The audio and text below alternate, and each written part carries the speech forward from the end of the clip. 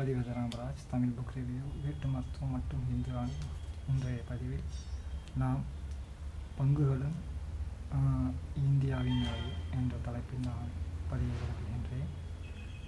நன்றிகள். பங்கு பரிவர்த்தனைகளும் இந்தியாவும் என்ற தலைப்பில் காங்கிரஸ் தொண்டன் ராமராஜ் பேசுவது. நாம் மோடி அவர்கள் சாதாரண காலங்களில் அவர் சிறு குறு பண பரிவர்த்தனை சார்ந்த விஷயங்களில் அவர் வேலை செய்கிற காரணத்தினால் காமராஜரின் மினி மைக்ரோ எக்கனாமிக்ஸ் என்ற ஒரு பதிவு, அதாவது சிறு குறு பண பரிவர்த்தனைகளை பலமாக எவ்வாறு ஒரு சமூகத்திற்கு இருக்கும் என்பதை அவர் புரிந்திருப்பார். ஆனால் அவருக்கு அளித்த அமித்ஷா என்கிறார்கள், அவரை நினைத்தால் பயமாக இருக்கின்றது.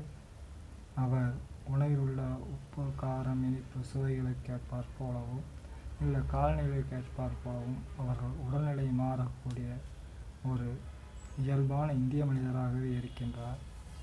அதை நினைத்தால் மிகவும் பயமாகத்தான் இருக்கின்றது. ஆளுமை சார்ந்த விஷயங்களில் சரி, அதை கருத்து பார்ப்போம். இந்தியாவின் பங்குகள், அதாவது காப்பீட்டு பங்குகள், காப்பீட்டு தொழில் நிறுவனங்களினுடைய இந்தியாவில் செயல்படும் காப்பீட்டு தொழில் நிறுவனங்களின் பங்குகள் இந்தியாவில் செயல்படக்கூடிய தொலைத்தொடர்பு நிறுவனங்களின் பங்குகள் இந்தியர்கள் மட்டுமே வாங்க வேண்டும் என்ற ஒரு சூழ்நிலையை கண்டிப்பாக ஏற்படுத்த வேண்டும்.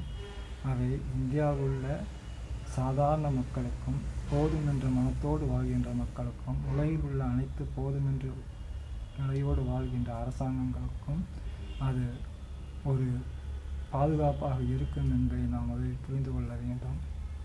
சரி, அடுத்து இது ஒரு சிறு உதாரணத்துடன் சொல்ல விரும்புகின்றேன்.